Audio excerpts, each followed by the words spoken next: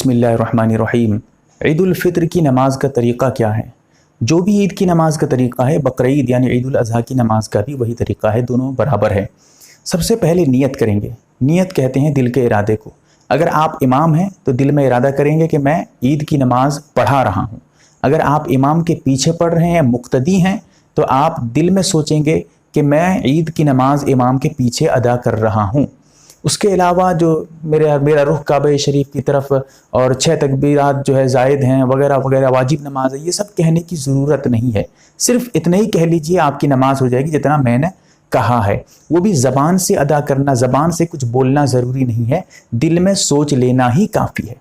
अब नियत करने के बाद अल्लाहु अकबर कहते हुए हाथ बांध लेंगे इमाम जैसे ही। लेकिन इतना ख्याल रहे, इमाम पहले हाथ बांधेगा, पहले अल्लाहु अकबर कहेगा, उसके पीछे पीछे आप अल्लाहु अकबर कहकर हाथ बांधेंगे। इमाम से पहले अगर आप हाथ बांध लेंगे तकबीर तहरीमा में, नमाज शुरू करते वक्त जो तकबीर कहते हैं, तो फिर आपकी नमाज नहीं होगी, इमाम की तो नमाज हो जाएगी।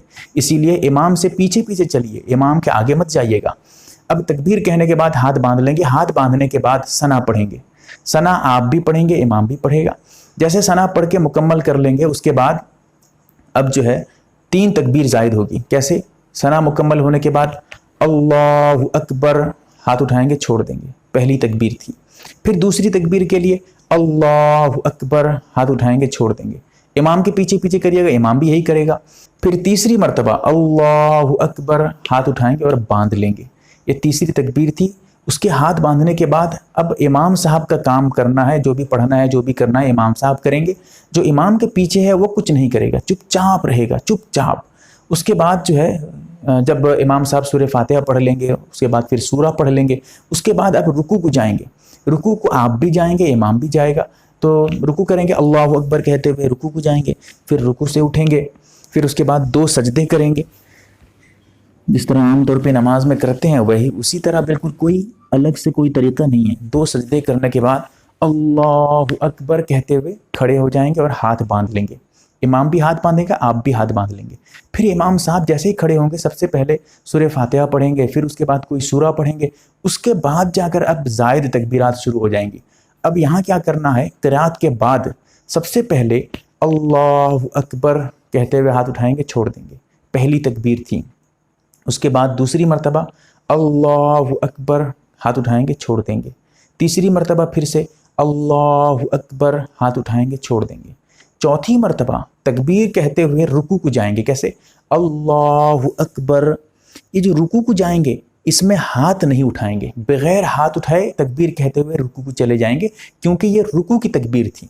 फिर उसके बाद रुकू से उठने के बाद आप समी अल्लाहु लिमन हमीदा कहते हुए उठेंगे। इमाम साहब आप जो है रब्बना वलकल हम्द कहिएगा। फिर उसके बाद 2 सजदे करेंगे, उसके बाद बैठकर अत्तहियात और दुरूद शरीफ, दुआ मासूरा वगैरह पढ़कर सलाम फेर देंगे। ये सबसे आसान तरीका था जो मैंने अभी आपको बताया है। असल में यहाँ बताने का सिर्फ इतना मकसद था, जो ज़ायद तकबीरात हैं उसमें कब हाथ छोड़ना है, कब हाथ बांधना है, ये असल था। यही मतलब ईद की नमाज में यही है, इसी में लोग गड़बड़ कर देते हैं। वरना तो वही तरीका है जो आम तौर पे आप इमाम के पीछे पढ़ते हैं नमाज, कोई अलग से तरीका नहीं है, वही तरीका। सिर्फ ये जो ज़ायद तकबीरात हैं, इसमें जो ज़्यादा 2-4 मरतबा अल्लाहु अकबर कहते हैं, हाथ बांधते हैं, कभी छोड़ देते हैं, ये असल है। इसे याद रख लीजिए और आपकी नमाज इंशाअल्लाह बहुत आसानी से हो जाएगी। अल्लाह ताला हमें समझने की तौफीक दे, आमीन।